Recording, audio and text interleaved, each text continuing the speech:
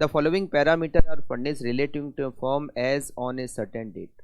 Stock turnover ratio 6 times. Debtor 2 month sales के बराबर है. GP ratio 20%. Capital 1 lakh. Reserve and surplus 20,000. Creditor turnover ratio. Fixed asset turnover ratio. Closing stock is rupees 5,000 more in value than the opening stock, and closing creditor were equal to the opening value. GP rate GP 60,000 है, and there is no cash sales और cash purchase, मतलब सारी sales और सारी purchase credit में ही होती है. Prepare the balance sheet as at that date. इस पूरे क्वेश्चन में कहीं भी डेप्ट के बारे में, मतलब लॉन्ग टर्म लोन के बारे में कोई डिटेल भी नहीं है और ऐसा कोई रेशियो भी नहीं है, मतलब लॉन्ग टर्म डेप्ट नहीं है.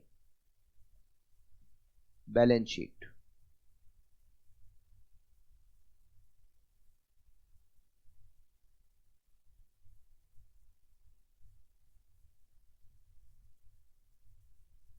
फॉर्मेट बनाते हैं बैलेंस शीट का. लाइबिलिटी साइड में हम लिखेंगे share holder fund.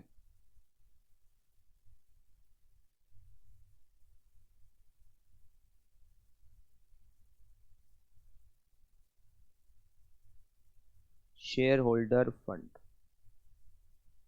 Share holder fund में आएगा शेयर कैपिटल, ऑलरेडी गिवन है 1 लाख रुपीज.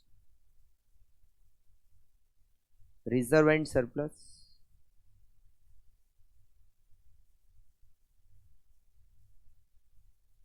वो भी हमें गिवन है 20,000. दोनों की टोटल 1,20,000. डेप्ट नहीं है. करंट लाइबिलिटी, और करंट लाइबिलिटी में यहाँ और कोई डिटेल नहीं है, केवल क्रेडिटर्स की डिटेल है. इधर हम लिखेंगे फिक्स्ड एसेट्स को और करंट एसेट्स को.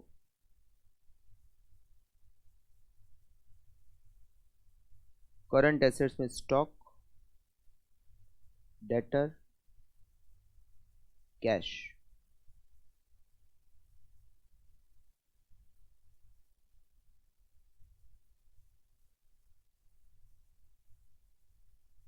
हमें यहां क्वेश्चन में ग्रॉस प्रॉफिट दिया हुआ है 60,000. ग्रॉस प्रॉफिट 60,000 दे रखा है. जीपी रेट हमें दे रखी है विच इज 20%. तो हम इससे सेल्स कैलकुलेट कर सकते हैं. 60,000 डिवाइडेड बाय 20%, 3 लाख सेल्स, और हम उससे कॉस्ट ऑफ गुड्स सोल्ड भी निकाल सकते हैं, रुपीज 2,40,000.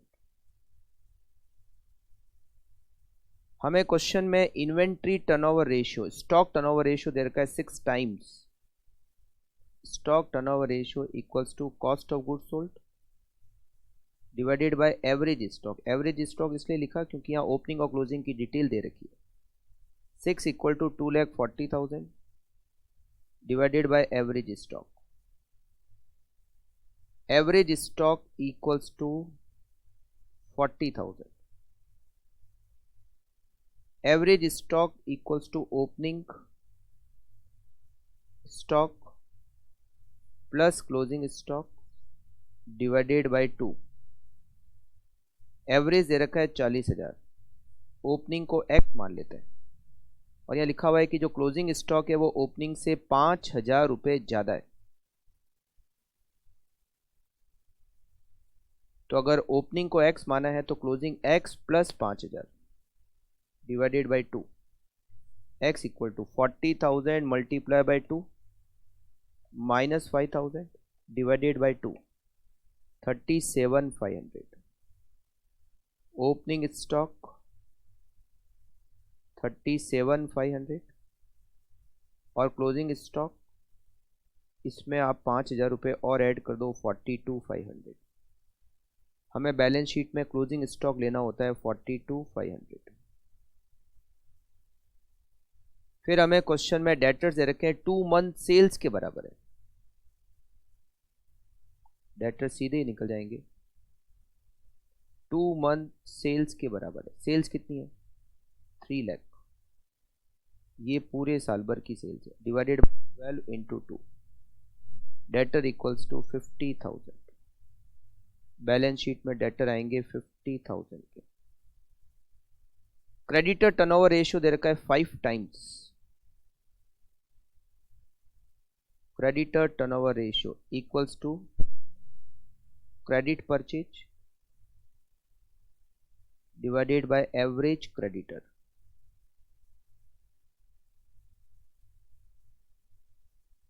क्रेडिटर टर्नओवर रेशियो दे रखा है 5 टाइम्स 5। क्रेडिट परचेज कैसे आएगी? कॉस्ट ऑफ गुड्स सोल्ड में क्लोजिंग स्टॉक ऐड करें और ओपनिंग स्टॉक लेस करें तो हमें परचेज मिल जाएगी, और यहाँ लिखा हुआ है पूरी परचेज क्रेडिट ही है, divided by average creditor. 5 equals to cost of goods sold कितना है? 2,40,000। 2,40,000। Closing stock 42,500। Opening stock 37,500 divided by average creditor. Average creditor equals to 2,40,000 plus 42,500 minus 37,500 divided by 5, 49,000 creditor आएगी, और लिखा हुआ है ओपनिंग क्लोजिंग क्रेडिटर सेम है, तो इसका मतलब है एवरेज जो है वही ओपनिंग है वही क्लोजिंग है। फिर हमें दे रखा है fixed assets turnover ratio 5 time. Fixed asset turnover का फॉर्मूला होता है sales divided by fixed assets. ये 5 दे रखा है, सेल्स 3 लाख है, तो हम इससे फिक्स्ड एसेट्स कैलकुलेट कर सकते हैं। It is 60,000। Fixed asset 60,000। Balance sheet की इधर की टोटल हो गई 169, तो इधर की भी टोटल 169।